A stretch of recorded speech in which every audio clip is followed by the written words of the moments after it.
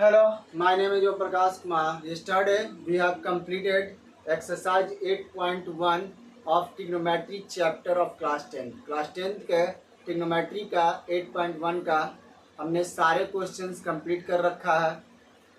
If any doubts, so please comment me. मतलब उससे related आपको कुछ भी डाउट है तो आप हमें कमेंट बॉक्स में पूछ सकते हैं. Now I am going to explain next exercise, that is exercise 8.2. अब हम लोग उसके next exercise 8.2 के बारे में पढ़ेंगे.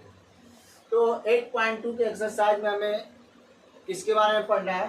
तो trigonometric ratios of some specific angle. मतलब इस एक्सरसाइज में हम ट्रिग्नोमेट्रिक रेशियो जो हम लोग उस एक्सरसाइज में पढ़े थे उन्हीं रेशियोज के कुछ स्पेसिफिक एंगल्स के बारे में पढ़ना है. तो नॉर्मली इसको हम ये भी लिख सकते हैं ट्रिग्नोमेट्रिक रेशियोज को T ratios of some specific angles. मतलब कुछ स्पेसिफिक एंगल्स के बारे में पढ़ना है. तो क्या हमें पूरे कंप्लीट एंगल्स के बारे में पढ़ना है? तो बिल्कुल नहीं. हम लोग फेमिलियर हो चुके हैं कुछ एंगल से बहुत ही अच्छे से, क्योंकि हम लोग वो शुरू से पढ़ते हैं. कौन कौन से? 0 degree, 30 degree, 45 degree, 60 degree and 90 degree. In degrees के बारे में हम शुरू से पढ़ते आ रहे हैं. ओके, इन्हीं डिग्रीज का हमको टेबल्स लिखता है with respect to sine theta, cos theta, tan theta, cosec theta, sec theta और कॉट थीटा के बारे में. तो उन सभी का हमें टेबल लिखना है. बहुत ही इजी तरीके से लिखूंगा ताकि आपको वो अच्छे से याद हो जाए एक बार में. तो आई होप कि आपको ये इंट्रोडक्शन समझ में आ गया होगा. अब हम पहला टेबल लिखना स्टार्ट करते हैं. I am going to start the table with sine theta. मतलब किससे? तो साइन थीटा से. ओके, तो हम क्या करेंगे, पहले यहां पर थीटा लिखेंगे. अब थीटा मतलब एंगल होता है. तो किस किस एंगल के बारे में पढ़ना है? तो 0, फिर 30, फिर 45, फिर 60 एंड नाउ 90 डिग्री. इनके बारे में हमें पढ़ना है. समझ में आया? आई होप कि आपको ये समझ में आ गया होगा. तो पहला हमने रेशियो कौन लेना है? तो साइन लेना, क्योंकि साइन थीटा है. अब यहाँ थीटा क्या हो जाएगा? 0. जब भी हमें टेबल लिखना हो तो हम कुछ नहीं करेंगे, स्टार्ट कर देंगे 0, 1, 2, 3, 4. पहला स्टेप समझ में आ गया. जब 0 है तो हम लोग 0 से स्टार्ट करेंगे और जहाँ खत्म होगा वहाँ छोड़ देंगे. मतलब 4 तक खत्म हो गया. नेक्स्ट स्टेप क्या करना है? हमें इन सभी में 4 से डिवाइड कर देना है. ओके, डिवाइड करने के बाद जो थर्ड स्टेप होगा उसमें हमें क्या करना है? इन सभी पर रूट चढ़ा देना है, each and every part. Okay, हमें पता है 0/4 क्या होता है? 0 होता है. और 0 का रूट से बाहर निकलना क्या होता है? तो 0 होता है. अब 1 से रूट बाहर निकला तो 1 और 4 से बाहर निकला तो 2. यानी 0 डिग्री का 0 और 30 डिग्री का 1/2. अब यहाँ हम देखेंगे तो कट रहा है तो काट देंगे. तो यहाँ क्या बचा? 1/2. अब 1 से बाहर निकला तो 1. अब √2 तो बाहर नहीं निकलेगा, उसको एज इट इज रखेंगे. यानी कि 45 डिग्री का वैल्यू √2. और यहाँ पर हम देख रहे हैं कि √3 तो 3 रह जाएगा, बाहर नहीं निकलेगा. बट 4 से क्या निकलेगा? 2.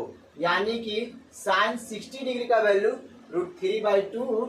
और ये हम देख रहे हैं कट जाएगा तो √1 का वैल्यू क्या होता है? 1. तो आई होप कि आपको पहला जो टेबल है समझ में आ गया होगा. क्या किया हम लोग? पहले में 0, 1, 2, 3, 4 से स्टार्ट किए. फिर नेक्स्ट स्टेप में क्या किए? सबको डिवाइड किए 4 से. एंड थर्ड स्टेप में हम क्या किए? सारे पर रूट चढ़ा दिया. और रूट चढ़ाने के बाद जो जो वैल्यू आएगा उसको लिखते गए. जैसे इसका वैल्यू 0 आया, इसमें हम किए तो 1/2 आया, इसमें 1/√2 आया, इसमें √3/2 आया और इसमें हमारा 1 आया. तो आई होप कि आप समझ में आ गया होगी साइन 0 का वैल्यू 0, साइन 30 का वैल्यू 1/2, साइन 45 का वैल्यू 1/√2, साइन 60 का वैल्यू √3/2 और साइन 90 का वैल्यू 1। अब साइन के बाद हम उसके जस्ट पैरेलल पढ़ेंगे कॉस का।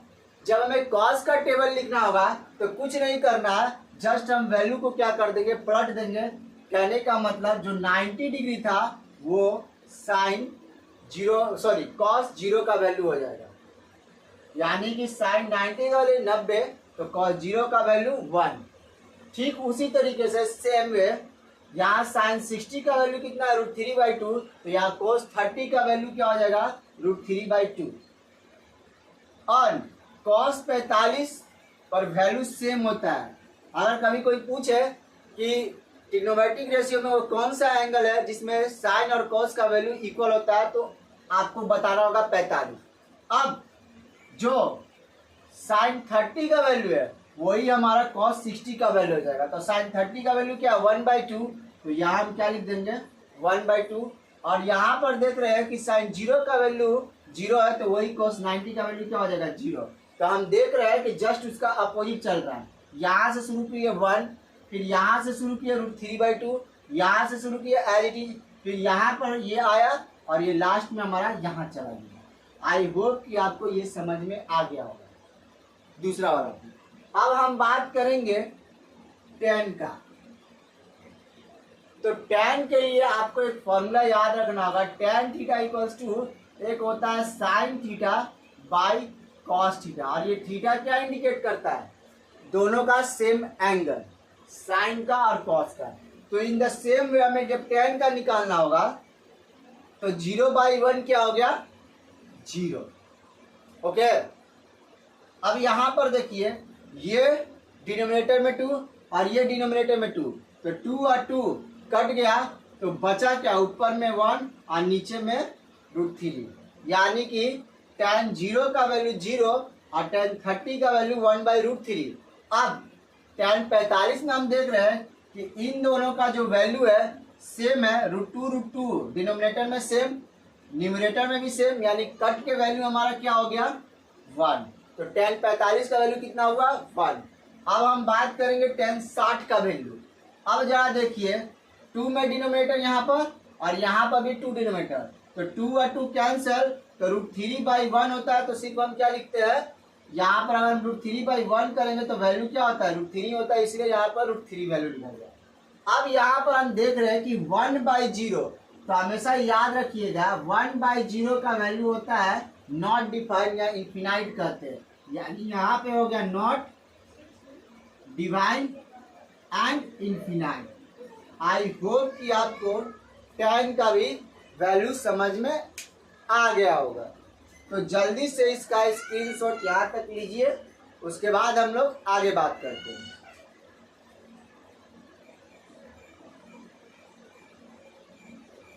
आई होप कि आप लोगों ने इसका वैल्यू उतार लिया होगा। अब इसी के जस्ट पैरेलल हम लोग ट्रिग्नोमेट्रिक रेशियो में क्या पढ़े थे कि साइन का अपोजिट क्या होता है, कॉस होता है, सॉरी कॉसेक होता है, और कॉस का अपोजिट क्या होता है, सेक, और tan का अपोजिट कॉट। तो यहाँ पर भी हम क्या करेंगे, सेम चीज करेंगे, यानी वैल्यूज को क्या कर देंगे, रेसिप्रोकल कर देंगे। आई होप कि आप लोगों ने ये जो है उतार लिया था। अब जस्ट साइन के नीचे हम कॉसेक का लिख के दिखाएंगे ताकि आपको समझ में आ जाए। चलिए देखिए,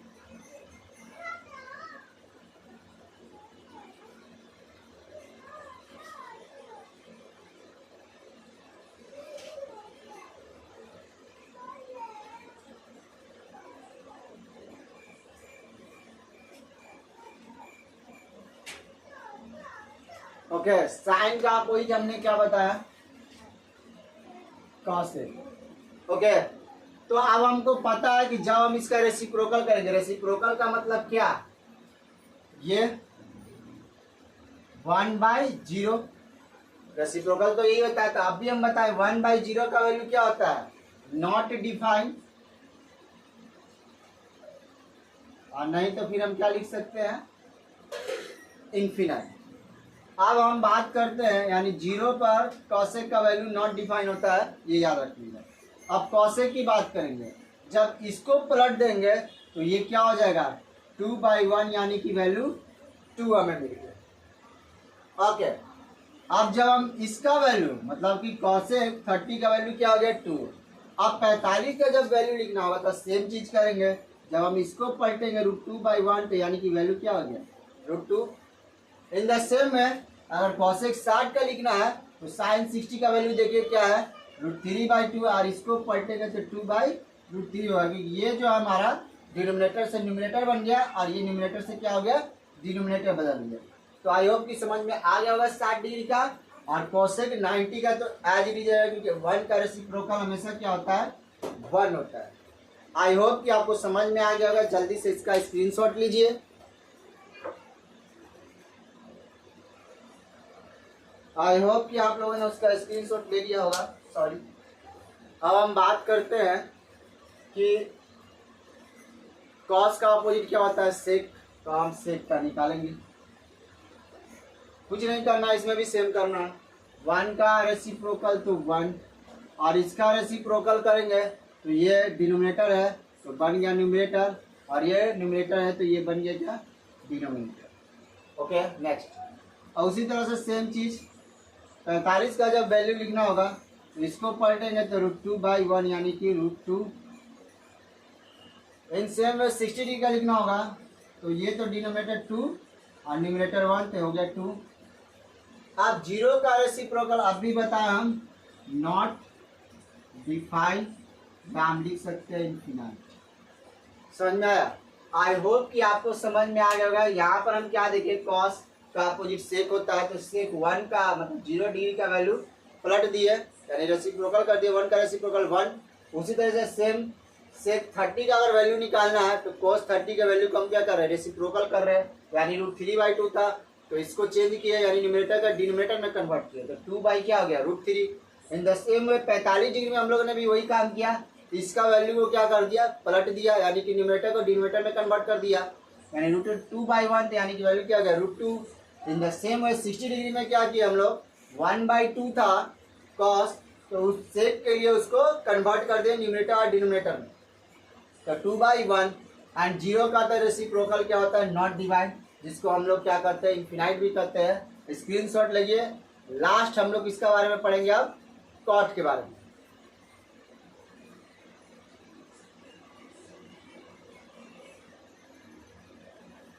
आई होप कि आप लोगों ने उसका स्क्रीनशॉट ले लिया होगा। अब लास्ट टेबल हम लोग पढ़ रहे हैं कॉट के बारे में, तो इसका भी सेम चीज पलटने वाला काम करेंगे। 10 का अपोजिट हम लोगों ने क्या पढ़ा कॉट के बारे में। जब 0 का वैल्यू 10 का पलटेंगे तो हमें कॉट का 0 वैल्यू मिलेगा। तो 0 का रेसिप्रोकल क्या होता है इनफिनाइट या नॉट डिफाइंड। समझा?